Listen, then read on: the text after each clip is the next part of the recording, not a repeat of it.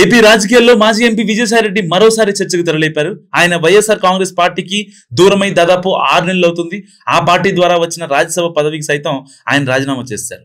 3 ఏళ్ల పదవికి good bye చెప్పి పార్టీ నుంచి బయటకు వచ్చారు. ఆయన రాజీనామా చేసిన స్థానానికి ఉప ఎన్నిక కూడా జరిగిపోయింది. అయితే కూటమికి అమ్ముడు పోయారని, చంద్రబాబుకు లొంగిపోయారని ఇటీవల జగన్ విజయసాయిరెడ్డిపై సంచలన వ్యాఖ్యలు చేశారు. వైఎస్ఆర్ కాంగ్రెస్ పార్టీ నేతలతో పాటు ఆ పార్టీ సోషల్ మీడియా విభాగం కూడా అదే పనిగా విజయసాయిరెడ్డిపై విమర్శలు చేస్తూనే ఉంది, ఇంకా ట్రోల్స్ పెడుతూనే ఉంది. కానీ విజయసాయిరెడ్డి నుంచి ఆ స్థాయిలో రియాక్షన్ లేదు. పైగా జగన్మోహన్ రెడ్డిని విమర్శించని, ఇకపై కూడా విమర్శించబోనని విజయసాయిరెడ్డి మరో సంచలనానికి తెరతీశారు. జనవరిలో వైఎస్ఆర్ కాంగ్రెస్ పార్టీకి రాజీనామా చేశారు విజయసాయిరెడ్డి.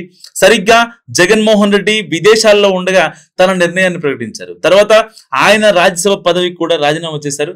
ఇక నుంచి రాజకీయ సన్యాసం చేస్తానని, వ్యవసాయం చేసుకుంటానని కూడా చెప్పారు. అయితే తరచూ రాజకీయం గురించి మాట్లాడేవారు, రాజకీయ వ్యాఖ్యలు చేసేవారు.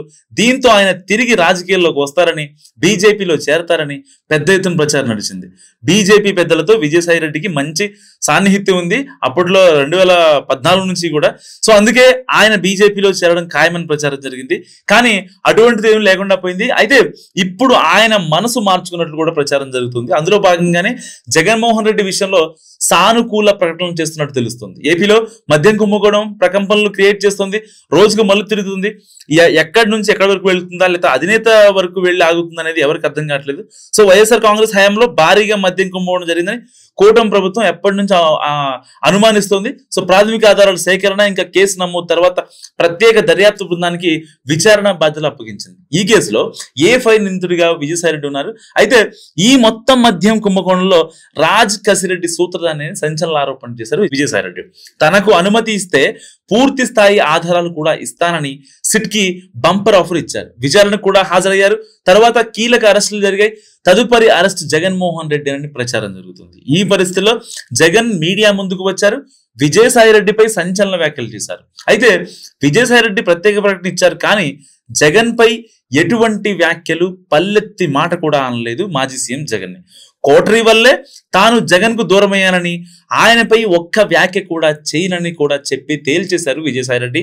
అయితే బీజేపీలో వెళ్లేందుకు దారులు మూసుకుపోవడం వల్లే ఇప్పుడు జగన్ విషయంలో విజయసాయిరెడ్డి సానుకూలతగా మాట్లాడుతున్నారని అనుమానాలు కూడా వ్యక్తమవుతున్నాయి. వాస్తవానికి బీజేపీ లైన్లో విజయసాయిరెడ్డి ఉన్నారని తెగ ప్రచారం నడిచింది. బీజేపీ పెద్దలతో ఉన్న అనుబంధంతో ఆయన ఆ పార్టీలో చేరతారని కూడా టాక్ నడిచింది. కానీ ఏపీలో కూటమి పెద్దల అభ్యంతరాలతో బీజేపీ గ్రీన్ సిగ్నల్ ఇవ్వలేదు. మరోవైపు వైఎస్ఆర్ కుటుంబంతో 3.5 దశాబ్దాల అనుబంధం విజయసాయిరెడ్డికి ఉంది. సో కేవలం కోటరీ వల్లే తాను జగన్ కి దూరం అయ్యానని పలుమార్లు చెప్పారు విజయసాయిరెడ్డి. ఇప్పటికే తాను టీడీపీలో చేరడానికి కూడా ప్రకటించారు. సో అటు బీజేపీలో చేర్చుకుపోవడంతో జగన్ పిలిస్తే తిరిగి వైఎస్ఆర్ కాంగ్రెస్ పార్టీలో చేరేందుకు సిద్ధంగా ఉన్నట్లు తెలుస్తోంది. సో ఎన్నికలకు ఇంకా 4 ఏళ్ల వ్యవధి ఉండడంతో విజయసాయిరెడ్డి జగన్ కు సంకేతాలు పంపుతున్నారన్న అనుమానాలు కూడా వ్యక్తమవుతున్నాయి. చూడాలి మరి ఏం జరుగుతుందో. విజయసాయిరెడ్డి రిక్వెస్ట్ ని జగన్ యాక్సెప్ట్ చేస్తారా లేదా కామెంట్ రూపంలో చెప్పండి.